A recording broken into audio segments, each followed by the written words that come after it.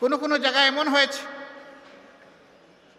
একজন রিক্সা চালক ভাই শহীদ হয়ে গিয়েছে, তার 6 মাসের অন্তঃসত্ত্বা স্ত্রীকে দেখে বলছে আমার গর্ভের সন্তানের কি হবে, দুনিয়ায় এসে কারে বাবা ডাকবে। অন্য মানুষের বাচ্চাগুলো যখন তাদের বাবার মুখের দিকে তাকাইয়া লাফালাফি করবে, আমার বাচ্চা তখন কি করবে? আমার এই গরিবের সংসারে আমরা তো ভালোই ছিলাম, এখন কি হবে? রাজশাহীর সেই মেয়েটাকে বলেছিলাম, মা এখন আমরা তো এই পরিবারের সদস্য, তুমি তোমার বাচ্চা এবং তোমার পরিবার জামাতে ইসলামী যতদিন বেঁচে থাকবে ততদিন পর্যন্ত আমাদের সম্পদ, আমরা খেলে তোমরাও খাবে। আমাদের সন্তানরা লেখাপড়া করলে একই মানের লেখাপড়া তোমার সন্তানও করবে ইনশাআল্লাহ। ইতিমধ্যে তার কুলে আলহামদুলিল্লাহ একটা পূর্ণিমার চাঁদ একটা বাচ্চা এসেছে। আমরা দোয়া করি আল্লাহ তাকে তাইয়্যিব হায়াত দান করুন। তার বাপের মতো সেও যেন জাতীয় বীর হতে পারে। তার বাবা লড়াই করতে গিয়ে এইটা চিন্তা করে নাই যে আমি রিক্সাওয়ালা, আমি মরে গেলে আমার পরিবার কেমনে চলবে, বরঞ্চ সে চিন্তা করেছে আমার জীবন যদি আমার জাতির হায়াত এনে দেয় তাইলে আমি আমার জীবন দিয়ে দেব। এ ঘটনার পর আমরা গিয়েছি, আমাদের তাহের ভাই গিয়েছে বিভিন্ন হসপিটালে দেখতে, হাত নাই, পা নাই, চোখ দুটো নাই, পাশে বসে বিছনায় বসে জিজ্ঞেস করেছি তোমার কেমন লাগে, বলে যে আমি হ্যাপি, আমি খুশি। বললাম তুমি হাত হারিয়ে, পা হারিয়ে, চোখ হারিয়ে খুশি? বলে যে হ্যাঁ আমি খুশি। কেন ভাই তুমি খুশি? বলে যে আমার দেশ স্বাধীন হয়েছে। তাদেরকে বললাম আগামীতে জাতির প্রয়োজনে আর তো তোমাদের করার কিছু নেই, তোমরা তো সব উজাড় করে দিয়ে দিস। কেন নাই? হাত একটা গিয়েছে, জাতির প্রয়োজনে দ্বিতীয়টা দেওয়ার জন্য প্রস্তুত আছে। যেই জাতির সন্তানেরা এইরকম জীবন দেওয়াকে জাতির স্বার্থে পছন্দ করে, আমরা বিশ্বের সকলকে অনুরোধ করব তাদের দিকে লাল চোখ তুলে তাকাবেন না। জীবনের চাইতে মরণ, শাহাদত জাতের কাছে প্রিয়, তাদেরকে ধমক দেওয়ার চেষ্টা করবেন না। প্রিয় কুমিল্লাবাসী, পুলিশের হাতে কি আমরা নির্যাতিত হইনি? হয়েছি। কিন্তু এবারকার এই পরিবর্তনের পরে অনেক পুলিশ বিভিন্ন কারণে তারা কর্মস্থলে যেতে ইতস্তত করছিলেন। আমরা বলেছি অতীতের কারো যদি কোনো অপরাধ থাকে সেইটা আদালত আছে, বিচার আছে, সংশ্লিষ্ট কর্তৃপক্ষ মানুষ আছে, তারা দেন। কিন্তু এখন দেশ চলতে হবে, আপনারা আসেন, আপনাদের দায়িত্ব পালন করেন, আমরা আপনাদেরকে সহযোগিতা করব। আপনারা কি সেই সহযোগিতা করেছিলেন? করেছেন। আমরা কারো অন্যায়ের ওই রকম ক্ষমা করে দিচ্ছি না, কিন্তু দেশ তো চলতে হবে। দেশ চলতে গিয়ে আমরা তাদেরকে সহযোগিতা করেছি, আমরা তো কই প্রতিশোধ নেই। অনেকে বলে যে রাজপথে অতীতে পুলিশের সাথে আপনাদের সমস্যা হয়েছে, হবে তো। পুলিশ যদি অন্যায়ভাবে শান্তিপূর্ণ মিছিলে এসে আমাকে আঘাত করে, তাইলে এই আঘাত ফিরায় দেওয়ার দায়িত্ব আমার আছে। পুলিশ কেন আমার শান্তিপূর্ণ মিছিলে আঘাত করতে আসবে? তারাই তো এই কাজটা ঠিক করেন নাই। আমরা আশা করব আগামীর বাংলাদেশ এই পুলিশেরও বাংলাদেশ, এটা সেনাবাহিনীরও বাংলাদেশ, এটা নাগরিকদের বাংলাদেশ, এটা আমাদের সংবাদকর্মীদের বাংলাদেশ, এটা জাতি পেশা সকলের বাংলাদেশ। এই বাংলাদেশের জন্য সবাইকে আমরা সম্মান করে চলতে পারি। আজকেও পুলিশের কর্মকর্তাদের সাথে আমার মোলাকাত হয়েছে। আমি বলেছি আপনারা এসেছেন, খুশি হয়েছে। বার্তা আমাদের পরিষ্কার, আমরা কারো কোনো আনুকূল্য চাই না, তবে আমরা কোনো ডিপ্রাইভ হতে আর চাই না। আমরা ফেভারিজমও চাই না, আমরা ডিসফেভারিজমও চাই না। আপনারা ন্যায়বর থাকেন, আমাদের সম্পূর্ণ সমর্থন এবং সহযোগিতা আপনারা পাবেন। কিন্তু অন্যায় করলে সেই আমরাই কিন্তু সবার আগে আবার প্রতিবাদ করব।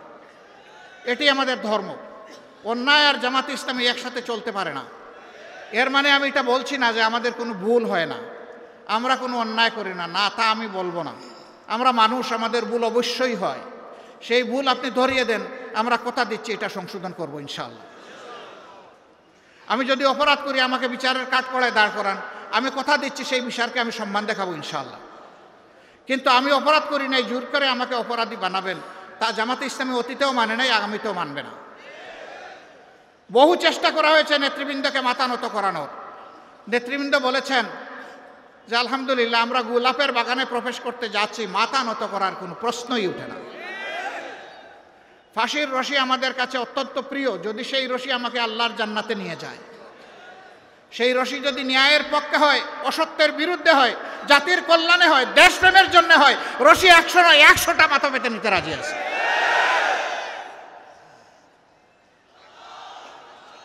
সম্মানিত ভাই ও বোনেরা, আমি মিডিয়ার ভাইদের প্রতি দুটি অনুরোধ জানাতে চাই। মিডিয়াকে বলা হয় জাতির দর্পণ, আর মিডিয়ার সাথে যারা কাজ করেন কর্মকর্তা এবং সাংবাদিক বন্ধুগণ, তাদেরকে বলা হয় জাতির বিবেক। মানুষ বলে যে দুনিয়া একটা আদালত সবচেয়ে ভালো আদালত, এটার নাম বিবেকের আদালত। কথাটা সঠিক কিনা? বিবেক আল্লাহর দান। অন্য অবুঝ প্রাণী আর মানুষের মধ্যে একটা কারণেই তফাৎ, যে ওই প্রাণীগুলোকে আল্লাহ বিবেকের নিয়ামত দেন নাই যেটা আল্লাহ মানব জাতিকে দিয়েছেন। সুবহানাল্লাহ। সুতরাং আমার বিবেক যেদিন কাজ করবে না, সেদিন ওই প্রাণী আর আমার মাঝে আর কোনো তফাৎ থাকবে না। সেটা সাংবাদিকই হোক আর আমি হই, যেই হই, ওই মানুষ হিসাবে তিনি আর পরিচিত হবেন না। আমরা জানি 15.5 বছর, এমনকি এর আগের 2 বছরও স্ক্রিপ্ট ধরে দেওয়া হতো, আপনারা কি পড়বেন আর কি লিখবেন। এখন সেটি নেই। আপনারা কুলা চোখে দেখবেন আর কুলা মনে ভাববেন। আপনার বিবেক দিয়ে আপনি সাজাবেন, আবেগ দিয়ে নয়, অতীতের কোনো বদ্ধমূল ধারণা দিয়ে নয়, বরঞ্চ বর্তমানের বাস্তবতা দিয়ে আপনারা আপনাদের নিউজগুলোকে সাজাবেন। আলহামদুলিল্লাহ, আপনারা অনেকেই সাজাচ্ছেন। মাঝখানে মাঝে মাঝে কেউ পিছলা, ওই কাদামাটিতে পা পিছলে যায় এবং পড়ে যান কেউ কেউ। ওনারা পড়তে গিয়ে আমারও ফেলে দেন। ভাই, আমারে আর এইভাবে ফেলবেন না। আপনারা সাহায্য করুন, দুইভাবে সাহায্য করুন। আমাদের এবং আমাদের সহকর্মীদের বক্তব্যগুলো অবিকল জাতির কাছে পৌঁছে দেন। আমরা ভুল করলে জাতি বিবেচনা করুন। আবার যদি আপনার কাছে আমাদের কোনো ভুল ধরা পড়ে, আপনি আমাদেরকে বলুন। গঠনমূলক সমালোচনা করুন, অবশ্যই করবেন। কেন করবেন?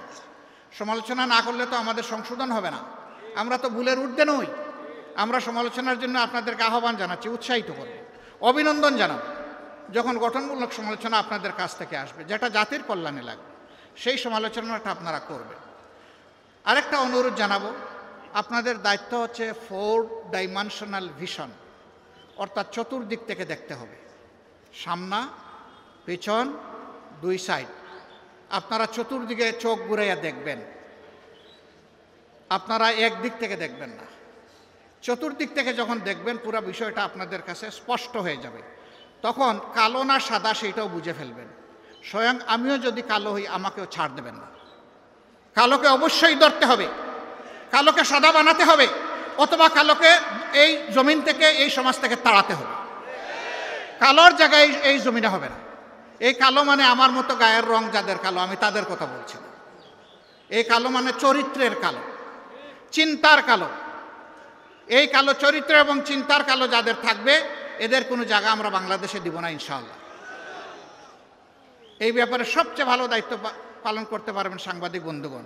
এই জন্য আগেও বলছি, এখনও বলবো যে আসুন আমরা সাদাকে সাদা বলি, কালোকে কালো বলি। এই ব্যাপারে আপনারা পিছপা হবেন না, সে যেই হোক, কোনো অসুবিধা নেই।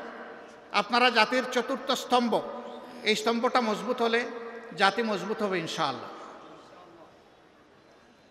আমরা সেই ঐক্যের, সাম্যের এবং বৈষম্যবিহীন বাংলাদেশের জন্য সকলের সহযোগিতা চাই।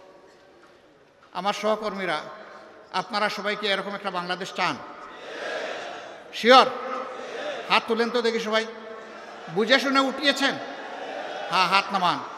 যদি এইরকম একটা বাংলাদেশ চেয়ে থাকেন, মনে রাখবেন আপনাদের ত্যাগ শেষ হয়ে যায়নি, আরও বহু ত্যাগ আপনাদেরকে স্বীকার করতে হবে। আপনারা সেই ত্যাগের জন্য প্রস্তুত আছেন? প্রস্তুত থাকুন। আমি আপনাদের দুর্বল ভাই হিসেবে আমি আপনাদের সাথে প্রস্তুত আছি, আলহামদুলিল্লাহ।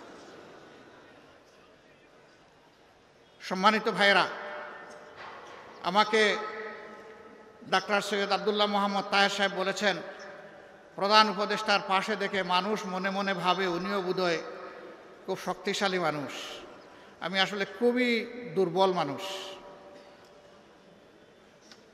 আমি অনেককে শক্ত করে কুচা দিয়ে কথা বলতে পারি না বলে অনেকে আবার গাল বেজার করে যে উনি আরও ধারালো চৌকস কথা বলে না কেন। আমি পারি না, যে আমাকে ক্ষমা করে দেবেন। কথা যেভাবে আমার মা বাবা আমাকে শিখিয়েছেন যে শিক্ষা আমি আমার উস্তাদদের কাছে পেয়েছি, যে শিক্ষা আমার সমাজ আমাকে দিয়েছে, কথা তো আমাকে সেভাবেই বলতে হবে।